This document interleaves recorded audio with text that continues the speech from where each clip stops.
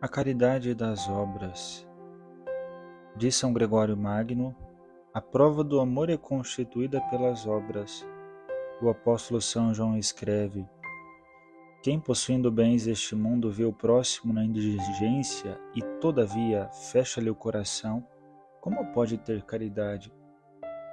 Meus filhinhos, não amemos somente com palavras e com os lábios, mas com as obras e na verdade. Por isso, o nosso fundador não se contentava com a caridade do afeto e da palavra, mas praticava e recomendava sobretudo aquela das obras.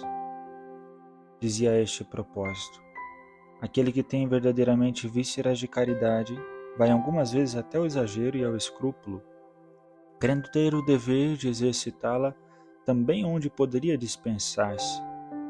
Vistamo-nos também nós com o hábito da caridade e a exercitemos em cada circunstância. E quando não se nos apresenta a ocasião, mantenhamos-nos igualmente na disposição de exercitá-la logo que as circunstâncias nos deem a oportunidade. Ele sabia também diante de si os motivos mais convincentes e estimulantes para mover a prática desta virtude. Dizia: devemos exercitar a caridade para com o próximo pensando que ele ocupa o lugar de Deus, uma vez que Deus colocou-o como seu procurador. Aquilo que deveríamos fazer a ele, ele quer que o façamos ao próximo e o considera como feito a si. A caridade cobre muitos pecados, dizia ainda, e acrescentava: para pagar os débitos contraídos com Deus e termos, por assim dizer, a quitação, devemos fazer o bem ao próximo. Colocava depois em especial relevo o valor apologético da caridade fraterna, que tanta estima e admiração concilia a Igreja Católica, na qual ela brilha com tanto fulgor, que vale para atrair ao seu seio inumeráveis infiéis e filhos transviados. Se de fato, como disse Jesus, o amor recíproco deve ser o distintivo dos cristãos, a caridade fraterna deverá ser o estandarte do cristianismo. Precisamente isto afirma Dom Marelo proclamando: a caridade é o lábaro do cristianismo. Assim, ele mostrava saber avaliar exatamente como se exprimia ele mesmo, os imensos efeitos e a admirável eficácia da benevolência no promover as obras do Senhor sobre a terra. E não temia de afirmar: vale mais um pensamento de caridade que se fecunda no coração do cotolengo do que 1000 projetos filantrópicos que se quer promover à custa de milhões espremidos das veias do povo.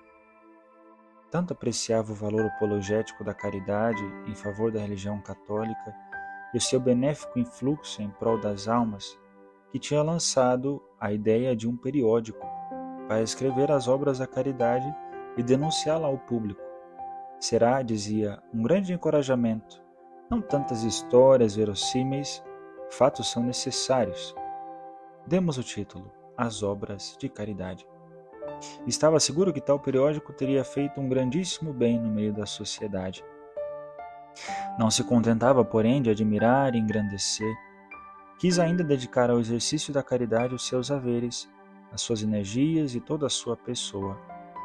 De fato, nós o vemos sobre as pegadas de São Vicente de Paulo, do qual era devotíssimo, e São José de Cotolengo, do qual era entusiasta admirador por tradição de família. Seu pai tinha sido um dos primeiros a presentear o Cotolengo com lençóis e roupas para os internados.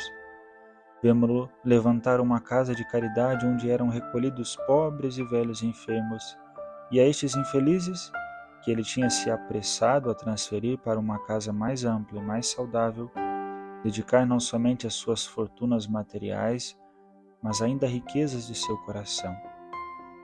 Assim ele se empenhava em imitar o Mestre Divino e executar com perfeição aquele que Jesus tinha chamado o seu preceito, isto é, amar o próximo como ele nos amou.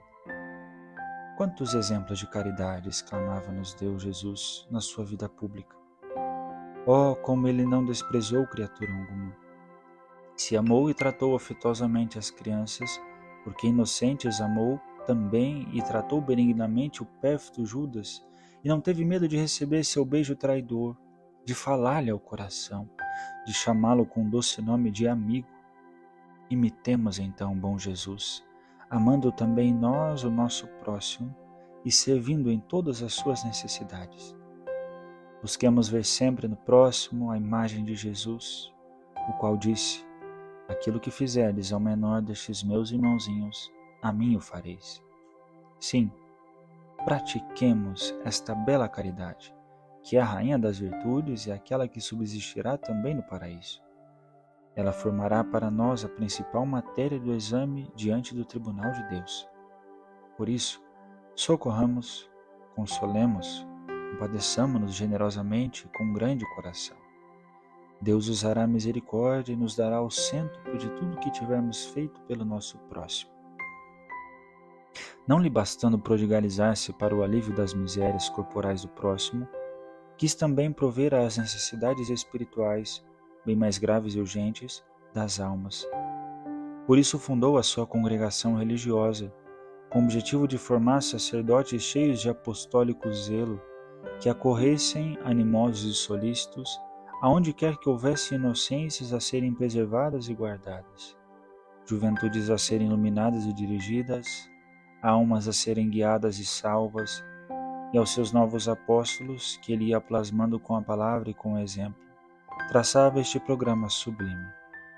Renovaremos os belos tempos da antiguidade, quando o sacerdócio aparecia venerado aos povos pela vivíssima fé e pela caridade profunda.